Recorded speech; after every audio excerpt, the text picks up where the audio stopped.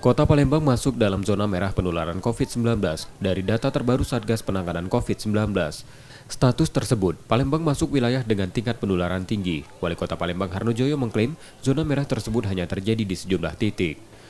Pemkot sudah menerapkan pemberlakuan pembatasan kegiatan masyarakat atau PPKM berbasis mikro sepekan terakhir.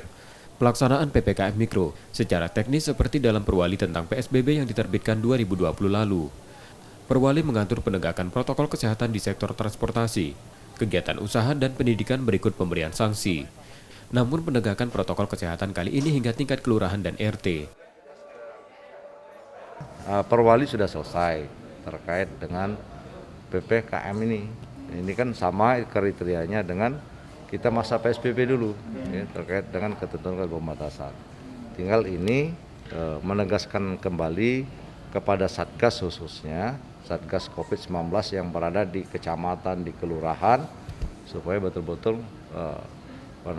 untuk konsolidasi lagi di tengah-tengah masyarakat menegakkan protokol kesehatan. Kepatuhan masyarakat pada protokol kesehatan kini di Palembang mengendur, sehingga PPKM berbasis mikro lebih efektif dalam menekan penyebaran COVID-19. M. Rizky Nurmizan, Kompas TV, Palembang.